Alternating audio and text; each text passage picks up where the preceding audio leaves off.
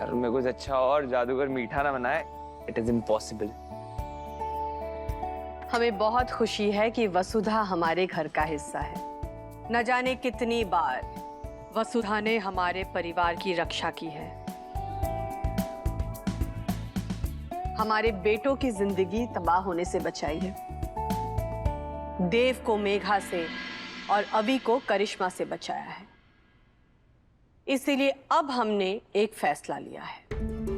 रसोई और brand ambassador की जिम्मेदारी वसुधा बखूबी निभा रही है, पर अब हम वसुधा को एक और जिम्मेदारी दे रहे हैं। अब से वसुधा स्कूल के प्रोजेक्ट में भी दिव्या का हाथ बटाएगी।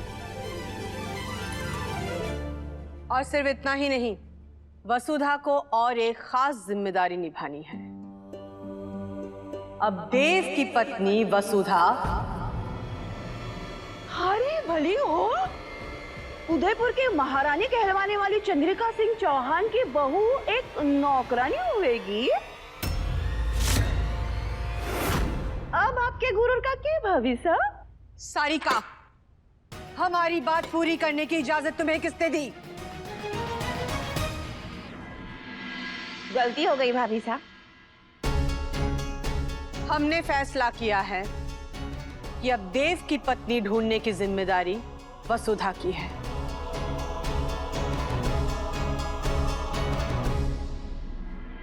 लेकिन चंद्रिका, अपने बेटों के लिए बहू ढूंढने का सपना तो तुम्हारा था, फिर अचानक ये सपना तुमने वसु को क्यों सौंप दिया? क्योंकि अब हमसे इंसान पहचानने में चूक होने लगी है साहब। एक बार नहीं, 2 बार हमने बहू चुनने में गलती की और हर बार वसुधा के साफ मन ने गलत इंसान को पहले ही भाप लिया। और वैसे भी वसुधा भी तो इस घर की बेटी है, और इस घर के लिए कैसी लड़की चाहिए, देव के लिए कैसी पत्नी चाहिए, ये वसुधा से ज्यादा और कौन समझ सकता है।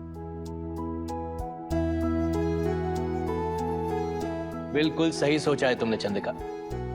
वसु, अब तुम्हारे देव सर के लिए तुम्हारी जैसी साफ दिल की लड़की तुम्हें ही ढूंढनी होगी। ये क्या बात हुई? इस घर की बहू मैं, देव की काकी साहब मैं, और बिंदनी चुनने का हक एक पराई छोरी ने। भाभी साहब, आप हमारे को कहकर तो देखिए, देव के लिए छोरियों की लाइन लगा दूंगी मैं।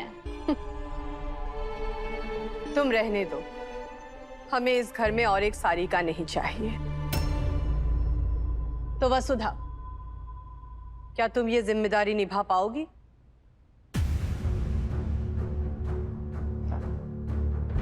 जी देवी को, आपका हर आदेश सर आंखों पर।